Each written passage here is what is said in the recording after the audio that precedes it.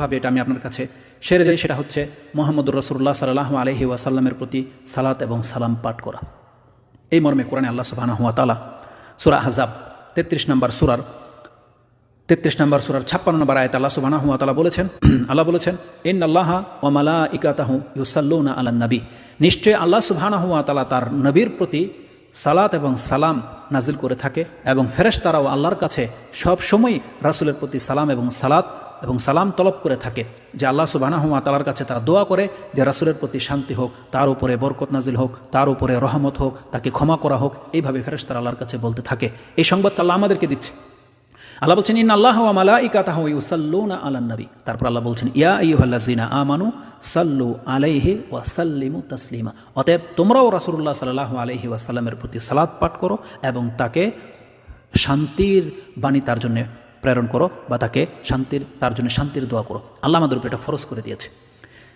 এটা ফরজ এই জন্য বললাম, যার বাস্তবায়ন করা হয় সালাতে, প্রত্যেকটা ব্যক্তির উপরে সালাতে ফরজ যে সে রাসূলের প্রতি সালাত এবং সালাম পাঠ করবে। যদি এটা কেউ না করে তাহলে তার সালাত হবে না। তো কোরআন এবং সুন্নাহকে যারা ফলো করে, আহলে সুন্নাহ ওয়াল জামাত বা কোরআন সুন্নাহর অনুসারী, তাদের কাছে রাসূল সাল্লাল্লাহু আলাইহি ওয়াসাল্লামের উপরে দুরূদ পড়াটা হচ্ছে ফরজ।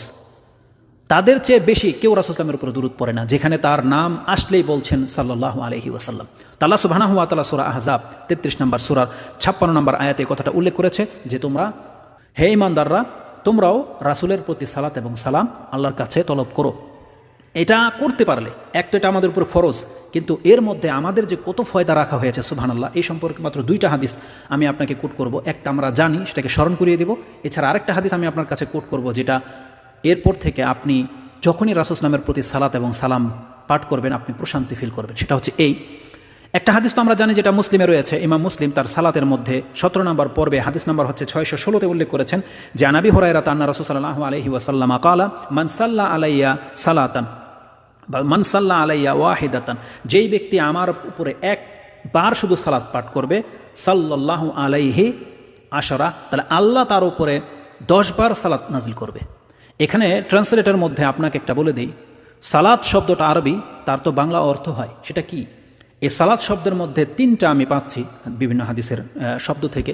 তার মধ্যে সম্ভবত 2টা অথবা 3টা গুণ রয়েছে। এক, আপনি কোনো ব্যক্তি যখন বলে আল্লাহুম্মা সাল্লি আলা মুহাম্মদ, তাহলে সে যেন রাসূলের জন্যে আল্লাহর কাছে বলছে যে আল্লাহ, এই বলে দোয়া করছে যে আল্লাহ তুমি মুহাম্মদ সাল্লাল্লাহু আলাইহি ওয়াসাল্লামকে ক্ষমা করো, রহম করো, তার উপরে তুমি দয়া করো।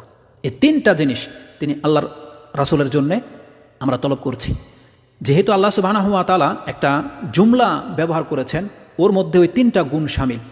তখন কোনো ব্যক্তি যদি রাসূলের জন্য 3টা পাঠ করে, তাহলে আপনিও কিন্তু 3টাই প্রাপ্ত হবেন। কিন্তু এই হাদিসের তর্জমা কি করা হয়, মান সাল্লা আলাইয়া ওয়াহিদান সাল্লাল্লাহু আলাইহা আশারা, যে যেই ব্যক্তি আমার উপরে একবার দুরূদ পাঠ করে তার উপরে আল্লাহ 10 বার রহমত করে। এখানে ঘাটতি রয়েছে কথা, শুধু 10 বার রহমত করে কেন?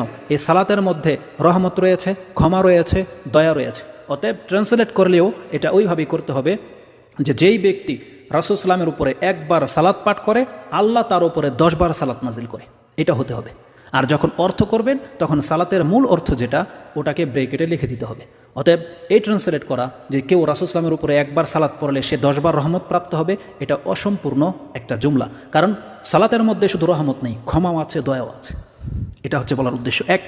দ্বিতীয়ত হচ্ছে রাসূল সাল্লামের উপরে সালাত পাঠ করলে যেমন 10 বার সালাত প্রাপ্ত হবেন, তেমনি সালাম পাঠ করলেও রাসূল সাল্লামকে সালাম দিলেও আপনিও আল্লাহর পক্ষ থেকে 10 বার সালাম প্রাপ্ত হবেন। ওই হাদিসটা আমি আপনাকে কোট করে দিতে চাচ্ছি। কারণ রাসূলুল্লাহ সাল্লাল্লাহু আলাইহি ওয়াসাল্লামকে সালাত এবং সালাম 2টা জিনিস আমাদেরকে দিতে বলা হয়েছে। সাল্লু আলাইহি ওয়া সাল্লিমু তাসলিমা, তাহলে আমরাও আল্লাহর পক্ষ থেকে সালাতের জন্য 10 বার সালাত, সালামের জন্য 10 বার সালাম প্রাপ্ত হব। এই হাদিসটি আব্দুল্লাহ ইবনে আবি তালহা আন আবিহি, আবি তালহা থেকে কোট করা হয়েছে। আন্না রাসূল সাল্লাল্লাহু আলাইহি ওয়াসাল্লাম জাতা ইয়াউমিন ওয়াল বুশরা ফি ওয়াজহিহি, একদিন রাসূল সাল্লাল্লাহু আমাদের কাছে আসলেন এবং তার চেহারার মধ্যে আনন্দের ছাপ ছিল। ওয়াল বুশরা ও আরেকটা বর্ণনা রয়েছে ওয়া বিশরা ফি ওয়াজহিহি, তার চেহারার মধ্যে এই আনন্দের ছাপ ছিল। তিনি বলছেন, ফাকুলনা ইন্না লানারাল বুশরা ইয়া রাসূলুল্লাহ, নারাল বুশরা ফি ওয়াজহিকা ইয়া রাসূলুল্লাহ, আমরা আপনার চেহারার মধ্যে আনন্দের ছাপ দেখতে পাচ্ছি, সুসংবাদ যেটা, এমন কিছু দেখতে পাচ্ছি। ফাকালা রাসূল সাল্লাল্লাহু আলাইহি ওয়াসাল্লাম ইন্নাহু, নিশ্চয়ই এটা এই জন্যে, আতানিল মালাক, আমার কাছে আল্লাহর পক্ষ থেকে একজন ফেরেশতা এসেছে। অন্য বর্ণনা রয়েছে জিবরাইল আলাইহিস সালাম, ফেরেশতা এসেছে এবং তিনি আমাকে এই সংবাদ দিয়েছে, ফাকালা ইয়া মুহাম্মদ, হে রাসূল বা মুহাম্মদ, ইন্না রাব্বাকা, আরেক বর্ণনা আসছে ইন্নাল্লাহা, নিশ্চয়ই আপনার রব, আরেক জায়গায় আসছে ইন্নাল্লাহা, নিশ্চয়ই আল্লাহ আপনাকে এই সংবাদ দিচ্ছে যে ইয়াকুল আমায়ুরদিক, এই কথা কি আপনাকে সন্তুষ্ট করছে না, বা আপনি কি এই কথাতে সন্তুষ্ট হবেন না? আমায়ুরদিক আন্নাহু লা ইউসাল্লি আলাইকা আহাদুন ইল্লা সাল্লাইতু আলাইহি আশরা, যে আপনার উম্মতের কোনো ব্যক্তি যদি আপনার উপরে একবার সালাত পাঠ করে আমি আল্লাহ তার উপরে 10 বার সালাত নাজিল করব। এটা কি আপনি সন্তুষ্ট নন? কেন রাসূল সাল্লাল্লাহু সন্তুষ্টর কথাটা আসছে? কারণ মুহাম্মদুর রাসূলুল্লাহ সাল্লাল্লাহু আলাইহি ওয়াসাল্লাম তিনি এমন এক রাসূল, তিনি নিজের ফয়দার চেয়ে সবচেয়ে বেশি খুশি হতেন তার উম্মতের ব্যাপারে। যখন তিনি এটা শুনেছে যে আমার উপরে কেউ একবার সালাত পড়লে আমার উম্মত 10 বার সালাত প্রাপ্ত হবে আল্লাহর পক্ষ থেকে, সেটা সে কী করে সন্তুষ্ট না হয়ে পারে? তাই আল্লাহ তাকে ওই সংবাদটা দিচ্ছে যে আপনার উপরে কোনো ব্যক্তি যদি একবার সালাত পড়ে আপনার উম্মতের, তাহলে আমি আল্লাহ তার উপরে 10 বার সালাত নাজিল করব। এই কথা থেকে আপনি কি সন্তুষ্ট হতে পারেননি, বা আপনি কি রাজি নন? সুবহানাল্লাহ। যার ফলে রাসূল সাল্লাল্লাহু আলাইহি ওয়াসাল্লামের চেহারার মধ্যে আনন্দের ছাপ ছিল, এবং তাকে বলা হয়েছে ওয়ালা ইউসাল্লিমু আলাইকা আহাদুন, এমনকি আপনার উম্মতের মধ্য থেকে কোনো ব্যক্তি যদি আপনার উপরে একবার সালাম পাঠ করে ইল্লা সাল্লামতু আলাইহি আশরা, তাহলে আমি আল্লাহ তার উপরে 10 বার সালাম নাজিল করব। আল্লাহু আকবার। তাহলে সালাতের জন্য 10 বার সালাত প্রাপ্ত হচ্ছি আমরা, এবং একবার সালাম পাঠ করলে আমরা আল্লাহর পক্ষ থেকে 10 বার শান্তি, সালাম মানে শান্তি, আমরা প্রাপ্ত হব।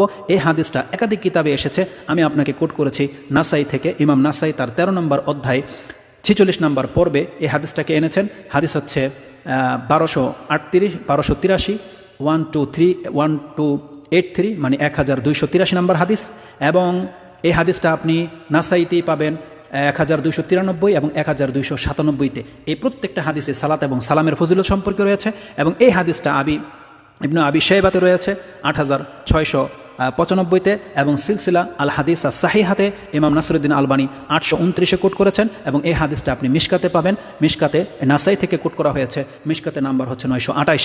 তো এই হাদিসের মধ্যে আছে যে কোনো ব্যক্তি যদি রাসূলের উপরে একবার সালাত পড়ে আল্লাহ তার উপরে 10 বার সালাত নাজিল করবে, এবং কোনো ব্যক্তি যদি রাসূলের উপরে একবার সালাম বলে আল্লাহ তার উপরে 10 বার সালাম নাজিল করবে। এটা হচ্ছে সালাত এবং সালামের ফলাফল।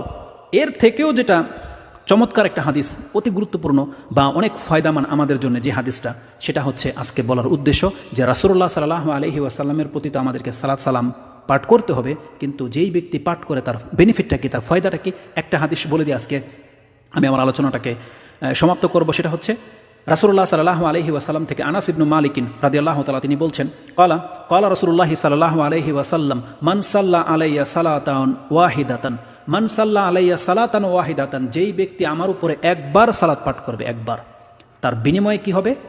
সাল্লাল্লাহু আলাইহি আশরা সালাওয়াতিন, তাহলে আল্লাহ তার উপরে 10 বার সালাত নাজিল করবে, একটা ফায়দা। দ্বিতীয়ত হচ্ছে ওয়াহুত্তাত আনহু আশরু খাতিআতিন, এবং আল্লাহ তার আমলনামা থেকে 10টা পাপকে মিটিয়ে দেবে, মুছে দেবে।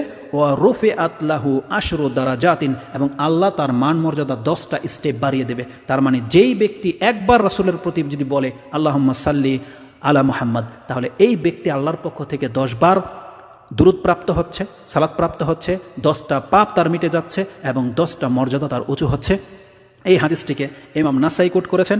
ইমাম নাসাইতে যেমনটা বলেছিলাম 1297 নম্বরে এই হাদিসটা রয়েছে। তিনি তার 13 নম্বর অধ্যায়ে এই হাদিসটাকে কোট করেছেন, এবং তার কাছ থেকে তিবরিজি মিশকাতে তিনি 922 নম্বরে এনেছেন। নাসিরউদ্দিন আলবানী এই হাদিসকে হাসানুন সহিহ বলেছে। অতএব আল্লাহ সুবহানাহু ওয়া তাআলার কাছে এতটা মর্যাদা রয়েছে মুহাম্মদুর রাসূলুল্লাহ সাল্লাল্লাহু আলাইহি ওয়াসাল্লামের, যে কোনো ব্যক্তি যদি তার উপরে একবার সালাত সালাম পাঠ করে, তার মানে আল্লাহ সুবহানাহু ওয়া তাআলা তার এই একবার সালাত সালামের বিনিময়ে ওই ব্যক্তির 10 বার আল্লাহর পক্ষ থেকে সালাত সালাম প্রাপ্ত হবে, 10টা মর্যাদা তার উঁচু হবে, এবং 10টা পাপ তার আমলনামা থেকে মিটে যাবে।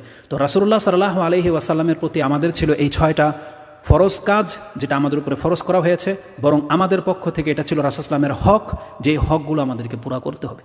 কারণ আল্লাহ সুবহানাহু ওয়া তাআলা বলছেন ফাতি কুল্লি জি হাক্কিন হাক্কা, যার যা হক রয়েছে আমাদের উপরে সেই হক পুরা করার দায়িত্ব আমাদেরকে আল্লাহ দিয়েছে। অতএব আমাদেরকে রাসূল সাল্লামের প্রতি ঈমান আনতে হবে, তাকে ভালোবাসতে হবে, তার সম্মানকে রক্ষা করে চলতে হবে, তাকে জানমাল দিয়ে সাহায্য সহযোগিতা করতে হবে, তার ইত্তেবা করতে হবে, এবং তার প্রতি সালাত এবং সালাম পাঠ করতে হবে, যেটা আমাদের উপরে ফরজ করা হয়েছে।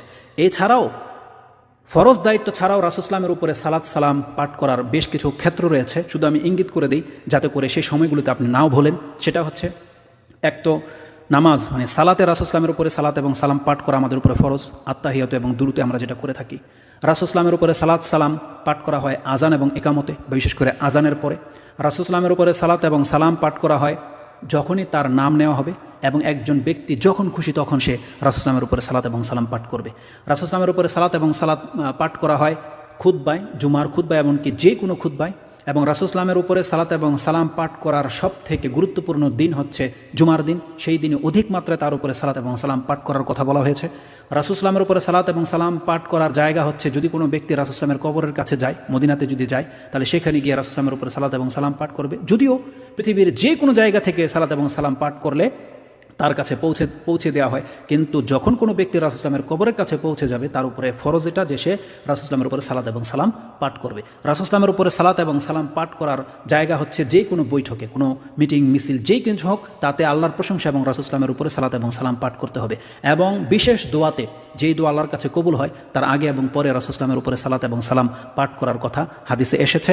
এবং রাসূল ইসলামের, যেটাকে ইস্তেগফারের ক্ষেত্রে ব্যবহার করা হয়, এবং রাসূল ইসলামের উপরে সালাত এবং সালাম পাঠ করার জায়গা হচ্ছে যখন কোনো ব্যক্তি দুশ্চিন্তায় বা বিপদে থাকে। রাসূল সাল্লাল্লাহু আলাইহি ওয়াসাল্লাম এক সাহাবীকে বলেছিলেন, তুমি যদি তোমার পুরো দোয়াতে আমার উপরে সালাত এবং সালাম পাঠ করতে থাকো, তাহলে এটা তোমার সমস্ত দুশ্চিন্তাকে দূর করে দেওয়ার জন্য যথেষ্ট হয়ে যাবে। ইনশাআল্লাহুল আজিজ, সেটা আমরা রাসূল ইসলামের উপরে সালাত এবং সালাম পাঠ করার পর্বতে সেই বিষয়গুলো নিয়ে আলোচনা করব। আল্লাহ সুবহানাহু ওয়া তাআলা যেন রাসূল ইসলামের এই হককে পুরা করার তৌফিক আল্লাহ আমাদেরকে দান করেন, এবং আমাদের জীবন দশায় যেন তাকে নিয়ে যা করা হচ্ছে এই সম্পর্কে যেন আল্লাহ আমাদেরকে শক্তি দেন, যাতে করে আমরা এটাকে রুখে দিতে পারি, এবং আমাদের জীবদ্দশায় আমাদের দেশে যেন অন্ততপক্ষে এটার পুনরাবৃত্তি না হয়, এই সম্পর্কে আল্লাহ সুবহানাহু ওয়া তাআলার কাছে আমরা তৌফিক কামনা করছি। যেন আল্লাহ সুবহানাহু ওয়া তাআলা আমাদেরকে সাহায্য সহযোগিতা করেন, এবং প্রত্যেকটা মুসলিম ভাইদের কাছ থেকে আমরা এটাই আবদার করি, দাবি করি যে আপনারা সজাগ হয়ে যান, কোরআন এবং সুন্নাহকে আঁকড়ে ধরেন, রাসূল ইসলামের মর্যাদাটাকে বোঝার চেষ্টা করেন, এবং আপনার বেঁচে থাকতে যেন আপনার সামনে কখনো কোনো ব্যক্তি রাসূল ইসলাম, কোরআন, ইসলাম কে নিয়ে কোনো অবমাননাকর কোনো কিছু করতে না পারে, এই জন্য আপনাকে ভূমিকা পালন করতে হবে। আল্লাহ সুবহানাহু ওয়া তাআলা আমাদের কাজকে সহজ করুক এবং আমাদের এই বক্তব্যকে কবুল করুন। এর মধ্যে যে যদি কোনো ত্রুটি বা অসংগতি কোনো ভাষা যদি ব্যবহার করে থাকি, এর জন্য আল্লাহ সুবহানাহু ওয়া তাআলার কাছে ক্ষমা চাচ্ছি।